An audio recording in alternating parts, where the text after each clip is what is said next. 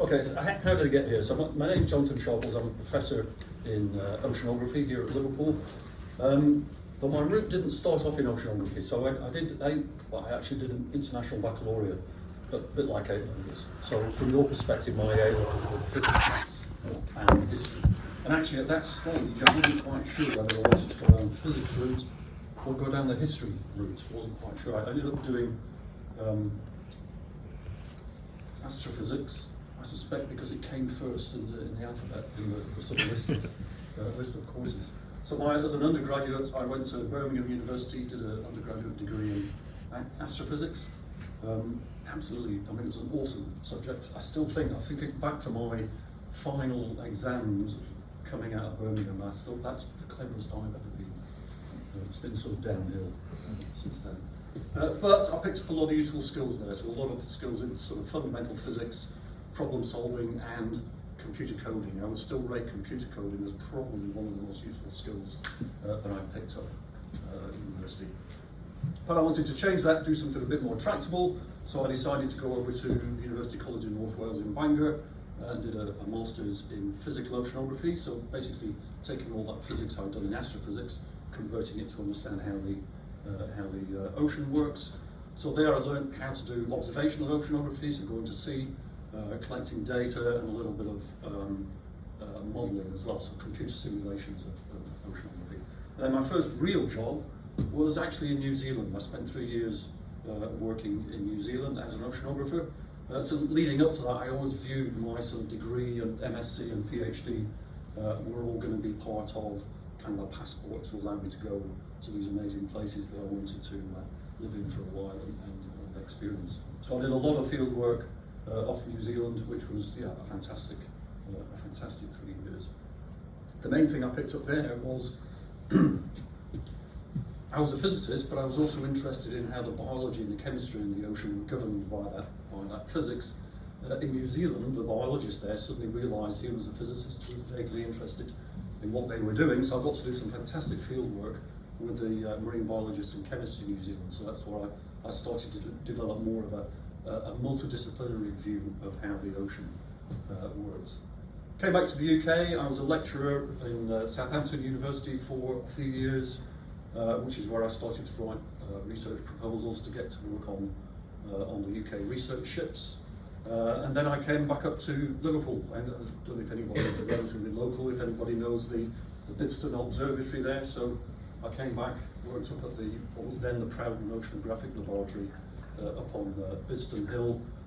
That laboratory moved over to the university campus in about 2004. So what do I teach and what do I research?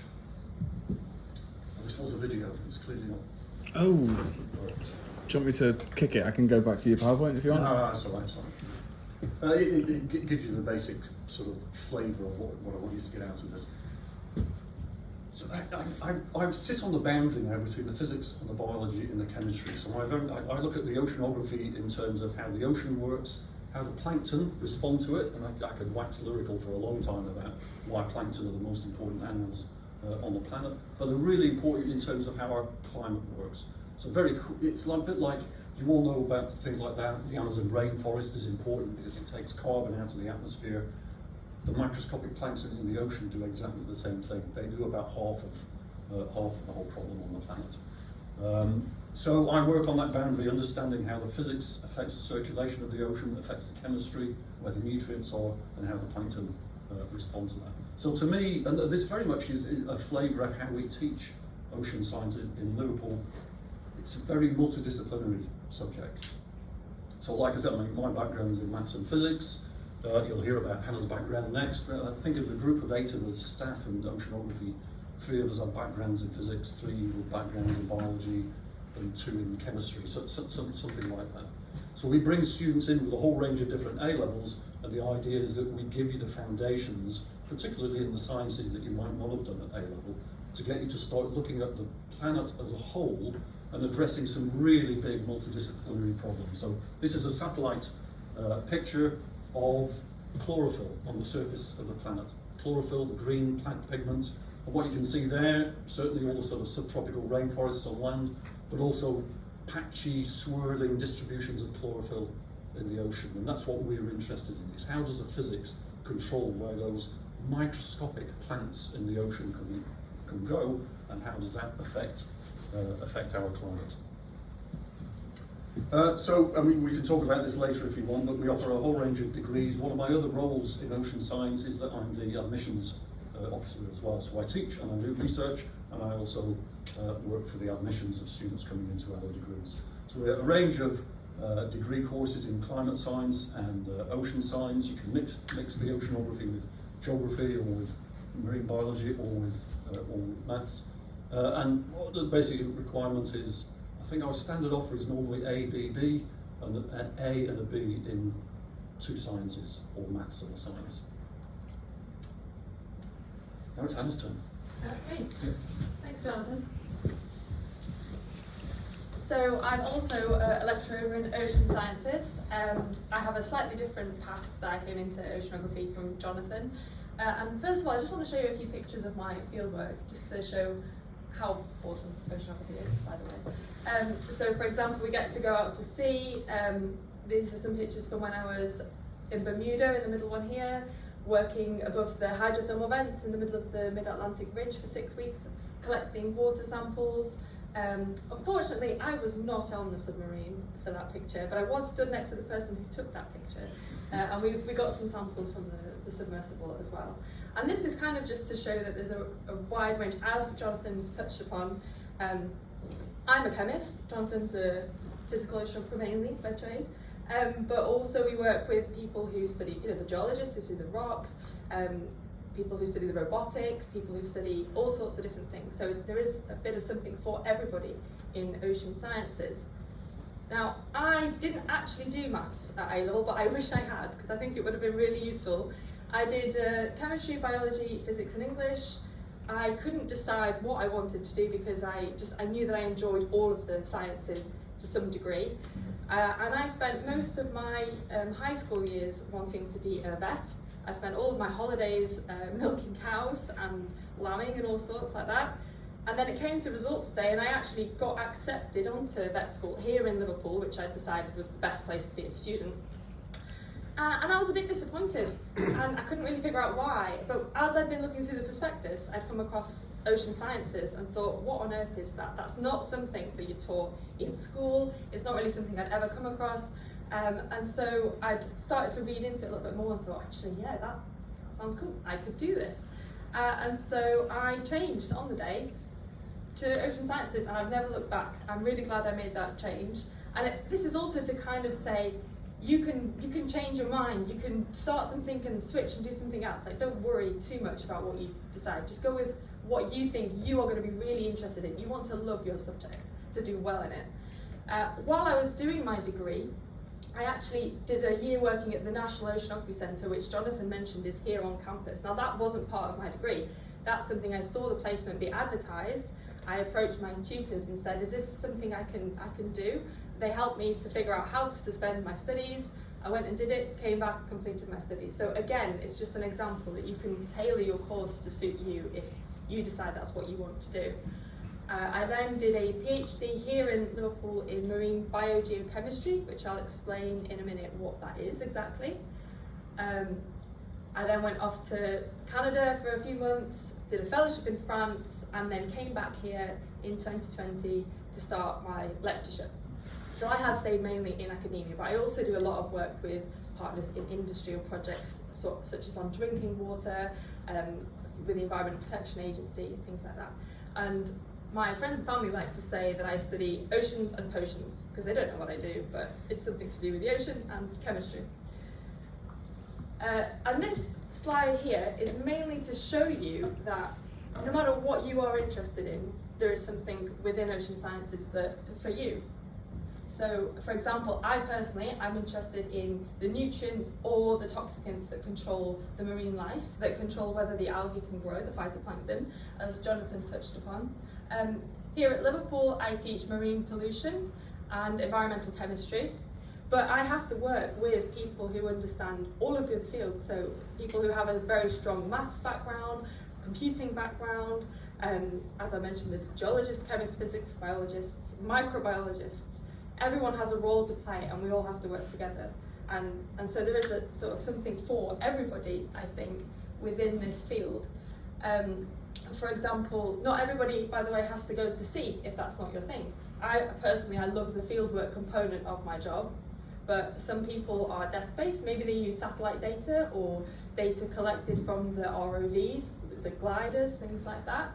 And then I will just also briefly finish on a slide that shows the kinds of jobs that you can get if you do a degree in ocean sciences. So this is data collected from our recent graduates. Now, about a third of them go into further research, so they might choose to do a master's or a PhD afterwards. About a quarter head into industry, and another 15% in the public sector. And there's some examples here of what some of our recent graduates have gone on to do. A few go into teaching, but I also want to highlight finance here, which is about 6%. And this is an example of transferable skills. So you don't have to choose ocean sciences. It might be a completely different subject that you end up choosing, but you can learn skills within that will be applicable to a job that might not be anything to do with your original degree. So the reason a lot of our students end up in, say, finance is because we do a lot of risk assessments, risk management, things like that, and handling big data. And that is an extremely useful transferable skill that you can take into all sorts of other sectors. And I think that was my 5 minutes. Brilliant, thank you. I'm Dr Colquitt. I'm a mathematician. So, So I did my A-levels back in 2004. I did biology, chemistry, maths and physics. And I originally wanted to do physics. I applied to Oxford, but was rejected because my maths wasn't strong enough, which still kind of smarts today. Unfortunately, the admissions tutor has retired since I got my doctorate in maths, so I've not been able to rub that in his face. After after my A-levels, I came to Liverpool and did a first degree. I initially started in theoretical physics, but hated the lab work, so switched to mathematical physics. I did a 4-year integrated masters, focusing mainly on applied maths rather than the physics element of it. And much as John and Hannah has said, the skills that I gained in my first degree was probably much the same as in oceanography. It mainly being modelling, critical thinking, problem solving, that type of thing. I then went on to do a PhD in applied maths, again here at Liverpool. The skills were slightly different, although the PhD is sort of more subject specific and focusing on a small area of a small area of a small area. The skills that you develop are much more transferable than in your first degree. So it's mainly independent thought, time management, research method, communication is a big one, focus and resilience. After my PhD at Liverpool, I then went to Italy for a year on a Marie Curie fellowship working with Enginsoft, which is an Italian engineering consultancy company. They basically generate software to model industrial problems. I then came back to the UK as a research fellow at Imperial College, again in maths, and did 2 years down in London. And then finally I came back to Liverpool in 2016 as a lecturer, and then 2020 as a senior lecturer in the Department of Maths. So as an academic, it's a bit of an unknown job role. So what I'm doing at the moment, I teach Math 225, which is quite interesting because it's a compulsory module on most of oceanography, I think, which is vector calculus and fluid mechanics. So you can see there's a lot of crossover between the two subjects. I also teach a master's level module on calculus of variations. I do research in applied maths, so these two pretty much take up most of my time. In addition to that, I have an administrative role as head of teaching, so I am responsible for the teaching of maths in the departments, which was fun over the last 2 years. The rest of my time So this is probably about 50% of my time. This is about 50% of my time. This is probably about 25% of my time. And then the rest of my spare time, I write papers, which is how we share our research results, write grant applications and give talks like this. This is just a flavour of my research. There's no pictures of me doing actual research because it would be me sat at a desk with a pencil and a piece of paper. But my main area of research is wave propagation in complex media, and some of this has crossover with oceanography, where we look at, this one in particular is the propagation of acoustic waves in a fluid scattered from a rough surface. So you can think about the underside of ice sheets, for example. It's very rough. This is looking at the control of wave propagation in elastic solids. So this is looking at focusing energy where you want it to go, as is this one here. This is invisibility cloaking. What else have we got there? This is modelling the wave propagation along the surface of the Earth in a forest of trees. So this was an experiment. The trees in this case are aluminium, but it doesn't particularly matter. What can you do with a maths degree? Well, as with oceanography, you can do a great deal. So this pie chart shows what most of our graduates do. A big chunk of them go on to further study in higher education. Some go to be teachers.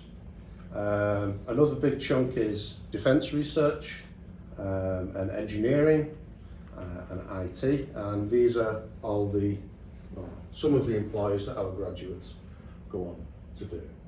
Very few of them, even those that stay in higher education, carry on to do maths. Some go on to do oceanography, some go on to do something completely different. A really important point is, after your first degree, the MSc, you can choose whatever you want to do, more or less, for your second degree. This is a flavour of the research in the department. This is taken from an open day talk, so ignore me. I'm not self-promoting. So we have Susha, who is a string phenomenologist who researches the maths of the universe. We've got Morella, who investigates how plants can tell the time in terms of day and night, and also in yearly cycles. I've got Sasha Movchan, who was my PhD supervisor, who models blood flow in aneurysms. We've got Ames, are part of the Institute of Financial Maths, who are looking at improving the financial health and well-being of third world countries. And we've got Lasse Rempe, who has a collaboration with a composer called Emily Howard, who writes concerts based on Lasse's research. I'll skip that slide. So in terms of what you can do in our courses, so the main ones are straight maths, G100 and G101. I should say that you can specialise in any area of maths in these. So maths includes pure maths, applied maths, financial maths, theoretical physics. You can do any of those in this programme.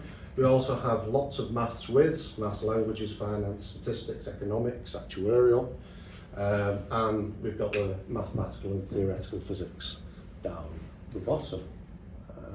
And also maths and philosophy, maths with oceans and climate science, lots maths and computing, lots of interesting courses. And that's the end for me.